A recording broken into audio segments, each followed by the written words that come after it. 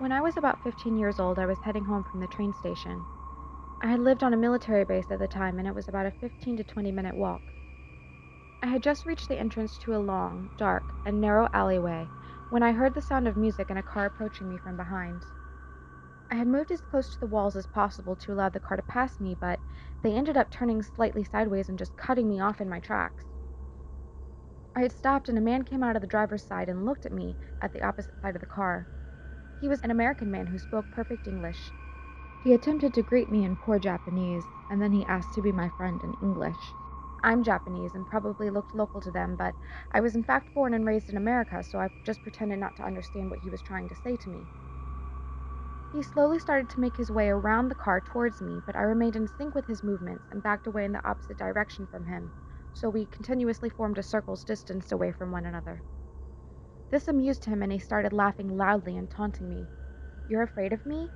Don't be afraid of me." I sheepishly put my hands up in front of me as I continued to back away towards the front of the car. Some light had illuminated inside of the car, and my eyes rested on the face of another man inside of the passenger seat. The man outside saw my eyes shift away from him and made a lunge at me. I was still just out of his reach and shot off sprinting down the alley. The man ran back to the door and jumped in his car. I heard his tires screech as he reversed out of the alley. At this point, I thought that they may be going to leave and would leave me alone. As I neared the end of the alley, I heard the music and the car once again behind me. Their car reaches me at the same time I get out of the alley, and I run right past it and slip through some bars where only pedestrians are allowed to go. I can see the lights and fences at the gate to the base, and I am so relieved. I feel finally safe. Or was I? It had never dawned on me at the time, but a few weeks later I had realized that the American man was very close to this base. He must have been a soldier and tried to take advantage of the Japanese local girls that find shame in rape. He probably didn't realize that I am an American until he saw me run through the gates. Nothing ever came of it, but how many times could I have possibly passed him in the commissary on a normal day afterwards?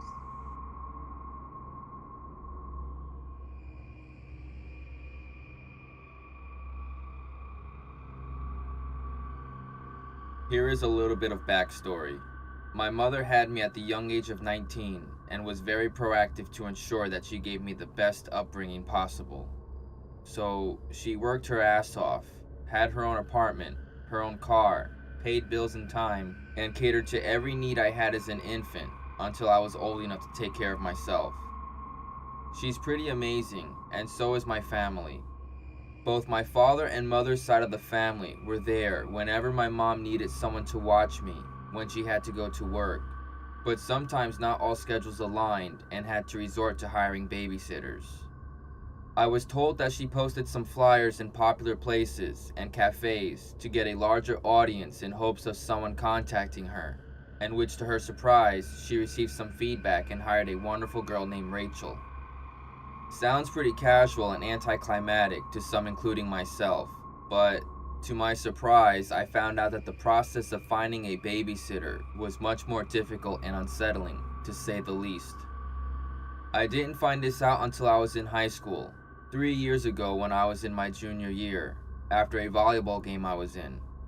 My mother and I were laughing about something when we were leaving the school doors and out to her car to head home for the night when a lady stopped us.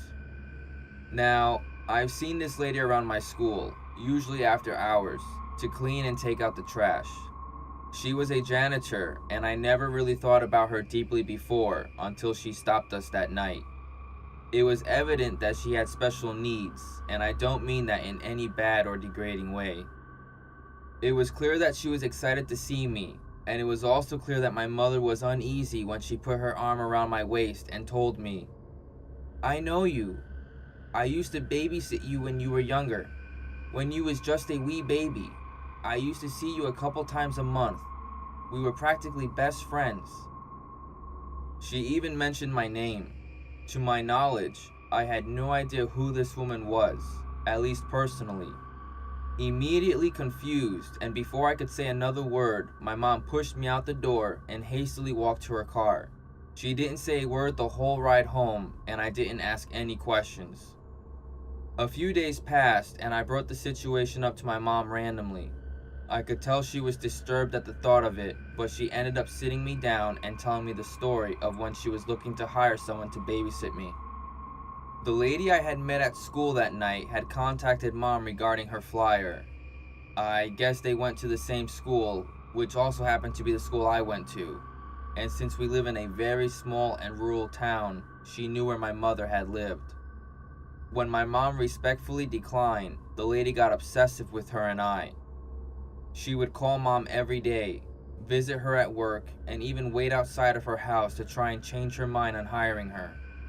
She would even write letters to my mom and stick them in the mailbox. It got to the point when one day my mom woke up from a nap to her sitting on the floor in the living room and playing with me as I laughed with joy. She stopped her story from there. I assumed that she had either moved, had a restraining order, or called the cops, maybe all three. We don't know how she got in the house, or how long she knew how to get in, or even how long she had been entering the house. All I know is that after that night, she stared at me while I had volleyball practice. Ever since I graduated high school, I haven't seen her.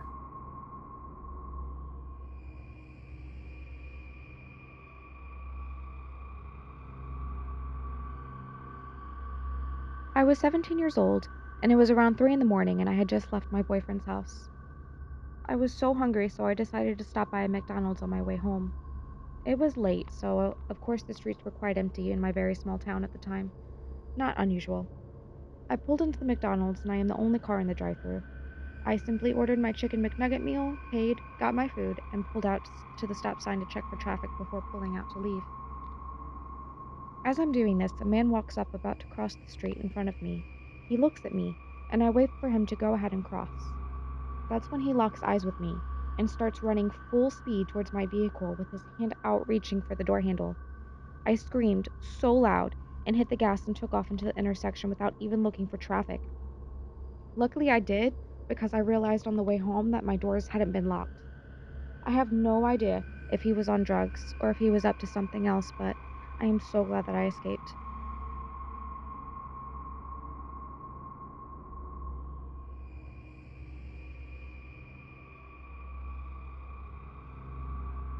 When I was in the last year of primary school, our class went on a trip to England for a week. I was 11 at the time. The trip was to an old mansion in Lockerbie. Before I even entered the mansion, my friends were already joking that the mansion looked like something out of a horror film. I guess it did, but I didn't think too much of it. Me and a couple of my friends were sharing a room for the week and were looking forward to the various activities that were on offer at the mansion, such as rock climbing and quad biking. But on our first night was when things went bad. It must have been about midnight when we heard what sounded like screaming coming from the corridor. At the time, we didn't think much of it. We thought it was just a group of girls a couple of doors down. Everything turned out to be normal for the next few days. That was until my friend decided to sneak out the room in the middle of the night a few days later. I was woken with a loud bang on the door, which I immediately opened it.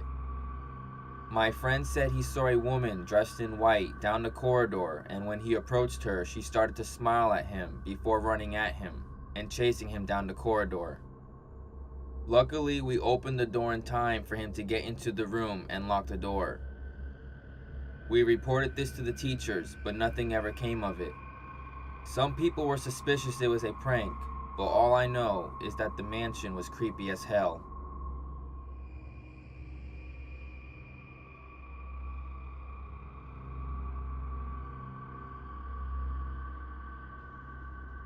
This occurred a really long time ago.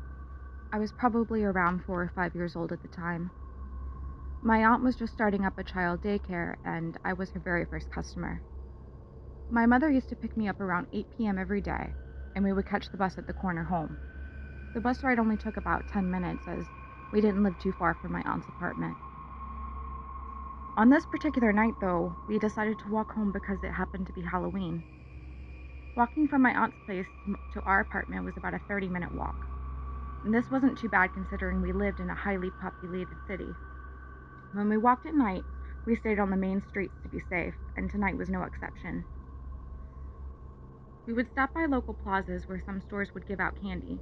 Everything was going well until we were about a block away from our own apartment. I don't remember the name of the side street, but it was next to the main street that we had lived on.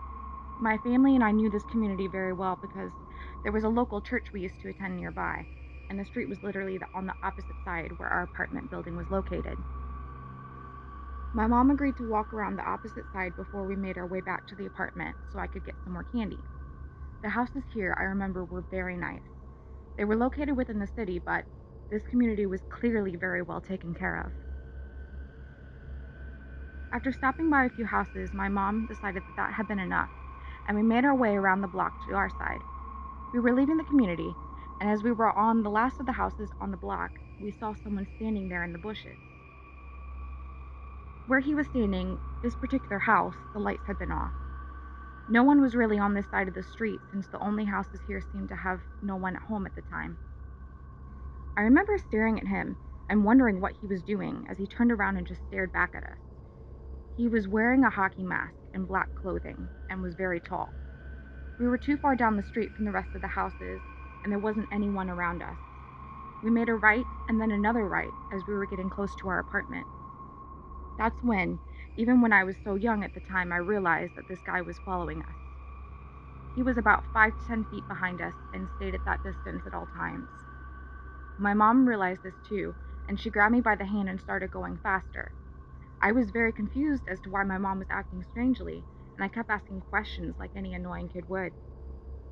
The man started shouting at us and asking us where we were going, demanding that we stop, and telling us that we had to stop and talk to him.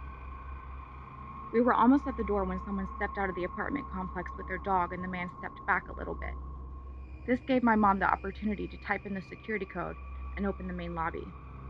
As we waited for the elevator to come down, the man stood outside looking into the glass doors and tapping on them, still wearing the ski mask. He kept saying to have a nice night and for us to realize just how lucky we were. The danger the man might have been didn't dawn on me until I was much older, and now I'm thankful that he didn't attempt anything while we were on the side of the block where no one else was.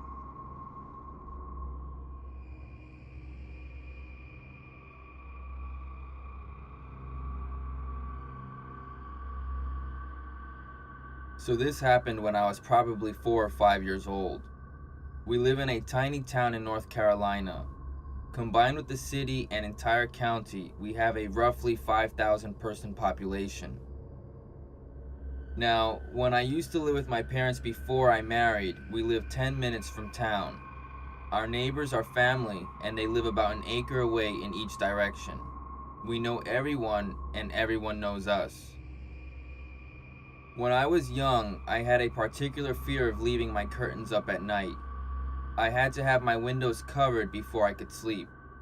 I was too young to verbalize it at the time, but the concept of waking up with someone looking through my windows terrified me. After this particular incident, this fear of mine had amplified. As previously mentioned, we pretty much lived by ourselves. If anyone came onto our property, we knew who they were. So when my father and older brother started finding boot prints that didn't belong to them, we got a little nervous. Living out as far as we did meant that police, fire department, or EMS would take much longer in a bad situation. My father had taught my older brother, sister, and me how to handle guns, even from an early age. At 6, I was fairly proficient with my Daisy BB gun. Over the course of several days, they started to notice more boot tracks. Stuff was being moved around in the barn. The building door was open one morning, though we couldn't tell if anything was missing or not. It became apparent that someone was snooping around at night. Since I was so young, my parents didn't want to frighten me, but my brother did. He told me that someone was creeping around the yard at night, and one day I would wake up and he'd be in the house. To put it lightly, my brother was an asshole. He told me I needed to face my fears, and eventually, during this time that someone was definitely sneaking around, he convinced me to sleep with my curtains drawn back. I craved his approval more than anything, so I agreed to do so. He said now was the best time to do it, and I believed him. That night, I left my curtains drawn. It took a long time for me to get to sleep, but eventually it did come. I was always a very light sleeper, and even the slightest gust of wind would wake me. I would always wake up 4 or 5 times a night. That night, I heard the porch just outside my window creaking. I tried to ignore it, thinking that it had to be my imagination. Then a shadow passed over the light coming from the lamp outside. I opened my eyes and sat up. A man was standing in the window, hands cupped up to the glass. I was terrified. In the process of running out of my room, I peed myself. I ran straight for my parents' bedroom. At the same time, the doorknob to the front door started jiggling hard. He was trying to get in. I managed to get into the bedroom and tell my parents what happened. My dad grabbed a gun and flashlight and headed outside, throwing the door open. Mom locked it behind him before waking up my brother. After nearly half an hour, my father came back in. His face was sweaty and pale. He sent my brother and I to bed, but we both sat up and listened. My father had found a tarp and blankets set up about half a mile into the woods, just off the logging trail that had been dug in some 20 years previously. From what I could hear, it looked like the guy had been there a while. Dad apparently tore the place apart. He'd had sight of the guy, but lost him in the end. The police came and took statements from my parents and had a look in the woods, but didn't find anything. They figured he wouldn't be back anytime soon. We never saw him again, and now I always sleep with my windows covered.